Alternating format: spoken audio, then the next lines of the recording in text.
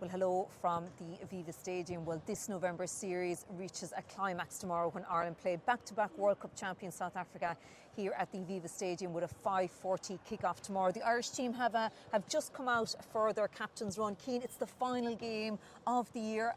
A lot of questions will probably be answered tomorrow, won't they? Yeah, they've just come out, Sinéad, in their white jerseys as well. For anyone who doesn't know yet, they're going to be playing in their changed kit of white. Obviously, the Springboks then are going to be in their traditional gear. They're just getting their photo taken behind us, and the extra squad players are running through, I suppose, their light drills. As we know, the captain's run is always a really light session. But yeah, you're right, it's the fifth and final home game of the year. I was just quickly doing the maths. Not that it took that long, it was only 5 games, but I was just trying to remember what away trips we had done this year in the Six Nations. But yeah, I think a lot of questions will be answered. I think a lot of the narrative around how we look back on 2025, I think, will be shaped by tomorrow's not necessarily result, I think more so of performance, but I think it also will have a knock-on effect for what's to come in 2026, particularly in that opening game against France in the Six Nations. Yeah, it definitely does it's a game with a lot of hang time before that Six Nations opener. The top line from Andy Farrell's team announcement yesterday really, I suppose, is Sam Prendergast. He holds on to the number 10 jersey. A lot of people thought that it might go back to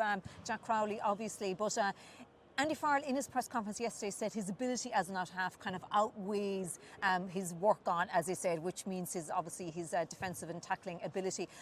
Before we kind of get into it, is it the right decision, do you feel, by Andy Farrell to start Sam at 10 tomorrow? I thought he would go back to Jack Crowley for the defensive solidity that Jack Crowley offers against a team like South Africa. But I'm not surprised because Andy Farrell is his own man. We've seen that over the years in terms of how he picks teams. And I think the way Andy Farrell fast-tracked Sam Prendergast in the Six Nations, I know it started this time last year in November, but the way he fast-tracked him in the Six Nations ahead of Jack Crowley, when Jack Crowley had led Ireland to the Six Nations last year when Johnny Sexton had just retired, was a clear sign, I think, that Andy Farrell reckons, now whether it's true or not, only time will tell, but reckons that Sam Prendergast's ceiling is higher than Jack Crowley's. And I think a lot of people would argue the case, but I think, to be fair, I know he missed 3 tackles here last weekend, one of which was actually just here, against Donganu out in the wing. But I think some of his attacking play was sensational, and it was the best Ireland's attack has looked. And I think that's probably what Andy Farrell means, that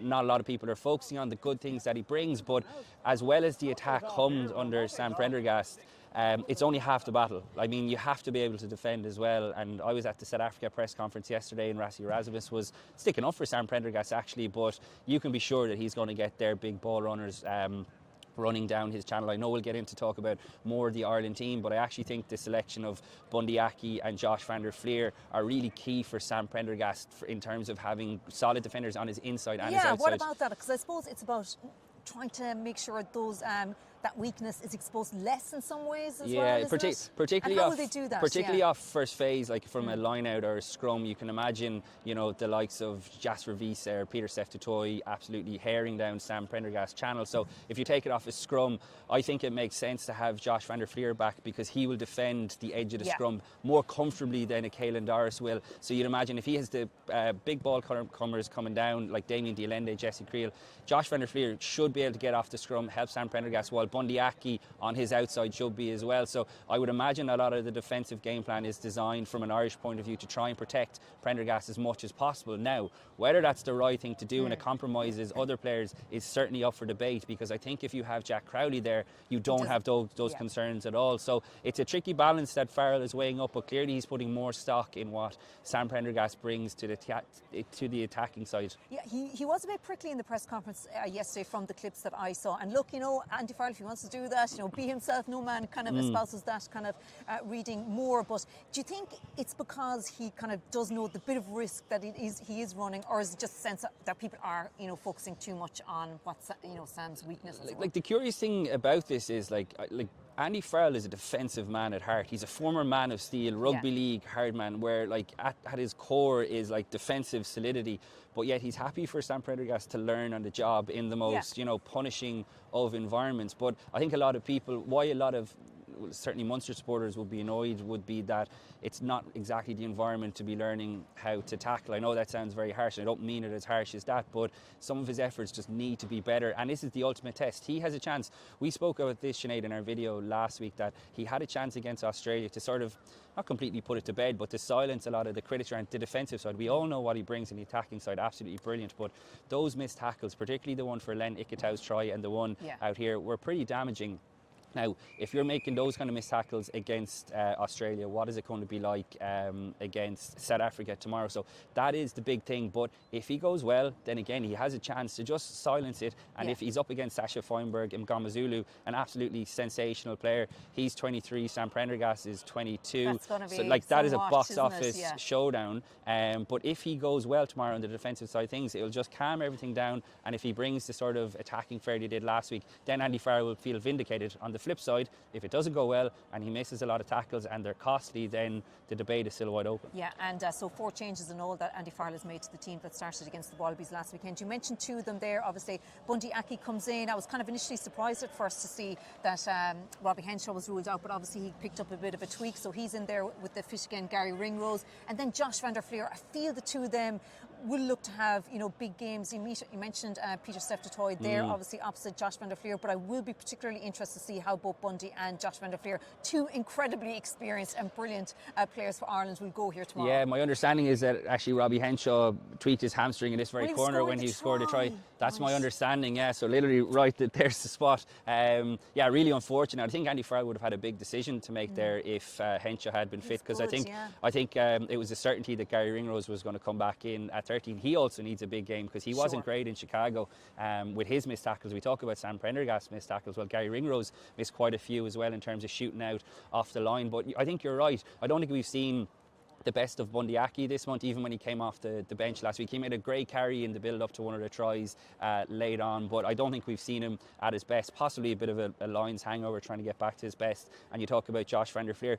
God, he is a big point to prove, I think, to himself and to Andy Farrell more than anyone. I think in terms of an Irish context, he's been one of the most reliable, one of the most consistent performers over the last couple of years. But even when Andy Farrell played Caelan Doris at 7 last week, I know Josh van der Flier was out injured, but Nick Timoney, I think, is another guy who's had a really good month. Unlucky to be left out at 23. I think Cian Prendergast has had an outstanding month, quietly so, and he fully deserves his place in the bench. So those guys need to justify their selection without a doubt. Yeah. So let's just get on to the game before we're kicked out here in a couple of minutes' time. Obviously, so many aspects of Ireland's performance improved last weekend over the Wallabies, but we know how good South Africa are. And will they manage to finish with 15 players for the first time in 3 weeks tomorrow when they play here? But what in particular? What's the area in particular, Cian, that you would be fearful for Ireland against this incredibly almost complete Boks side? Yeah, like the set piece last week ran at 100%, both the line out and the scrum, which was obviously hugely encouraging. The line out has come under massive scrutiny. I saw Dan Sheehan today in the press coming out and saying he felt it was a bit overblown by the media. I think that's a bit disingenuous, to be honest. Obviously they're going to have to protect themselves, but the numbers don't lie in terms of going back to the 23 World Cup either. And go back to that pool game against South Africa. I know Ireland won, but I think they lost 5 or 6 lineouts that day. So even though the lineout went really well last week, I was really surprised in terms of Australia's selection leaving Nick Frost on the bench. This is a totally different ball game tomorrow. So while I don't think anyone was getting ahead of themselves in terms of how well Ireland played last week, how well the set piece went, this is the ultimate test here tomorrow. Obviously Andrew Porter has come back into the scrum. I think it's a big game for him as well, because I thought Paddy McCarthy was excellent last week and could have been in with a shout to start, because Porter was so good off the bench as well. So this is a big test for Dan Sheehan, Ireland's line out, for the scrum as well, because it doesn't get much bigger. Obviously the attack that South Africa have now as well, with, like we mentioned, Sasha Feinberg and Mngomezulu playing 10, Tony Brown since he's come in running the attack. So all of the nuts and bolts that South Africa have won 2 back-to-back World Cups with in terms of their sheer brute physicality is still there, but they have flair now to add to it as well. They're missing Kurtley Arensa on the wing. He picked up a concussion last week, but they just plug Kanan Moody in there, who is an outstanding player. So, like, that's a pretty good like-for-like replacement. He's a really tall guy. He's strong in the air. Kicking, I think, is going to be really important. I think that's another reason why Sam Prendergast was selected. And Franco Mossart misses out as well. RG Snyman's going to win his 50th cap here tomorrow. And actually, sorry, you mentioned the kicking. I wonder what the world record for the number of kicks in a game is, because I'm sure we might go pretty close to that tomorrow. But the bench, Cian, like, could that also be a deciding factor? You mentioned their RG's on the bench, obviously, when make his and I was at the South Africa press conference yesterday with Rassie Erasmus, and he said, good form, no rockets, no grenades really thrown in, but really good form. It's like, he's a fascinating character, and just like, he gives plenty of himself. He said he woke up yesterday morning and had a chat with his coaches. They hadn't officially picked a team, and he said, I think we should go 7-1 today. And in the end, they decided not to. They went for a 6-2 bench. And you're right to highlight it, Sinead. The bomb squad kind of has a different look to it now, with Andre Estes, and is able to play in the back row. And God, he has been so effective, particularly in Paris a couple of weeks ago. He even scored a maul try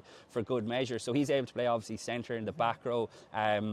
They've got two electric backs in terms of Manny Libok and Grant Williams, who can come on and change the game. You saw in Paris, they pushed Sasha Feinberg and Gomazulu to 15, put Libok to 10. Them as their dual playmakers, which Ireland have now as well, with Mac Hansen, is worth remembering as well. That was a big reason, I thought, why Sam Prendergast went so well last weekend, because he had Mac Hansen coming from 15, stepping in as first receiver, stepping in as second receiver, taking a little bit of the heat off. And it helped too, of course, when Jamieson Gibson-Park, I thought, was back to his best too. Yeah, so anything else from this game? No, I'm just fascinated. Like I said, this is the ultimate test. Like, Rassie Erasmus is building it as, you know, the Springboks have never won here in Dublin under him. Like everything else they've done, they have lined this game up from a long way away. Obviously, the Rugby Championship was huge. Everything that they've done in November, winning in France, was huge. But they're arriving here in serious nick. They're not like Australia at the tail end of their season and flagging. They are in peak condition. They've all their big guns back, even allowing for the couple of guys who were missing. And it's all set up to be a cracker, isn't it? Can't wait. Yeah, I know. So I've gone for the Springboks in our predictions. Who are you going for? I haven't nailed my colours to the match yet, but absolutely Springboks. Yeah. I think maybe 5 to 7 points. I think Ireland will push them close, and I think if it's a narrow defeat from an Irish point of view and they play well, I don't think that's a disaster. What you don't want to see is another blowout like we saw here against France in the Six Nations. Okay, great stuff, Cian. Thank you for that. Well, you can follow all the build-up, of course, on the Irish Independent website.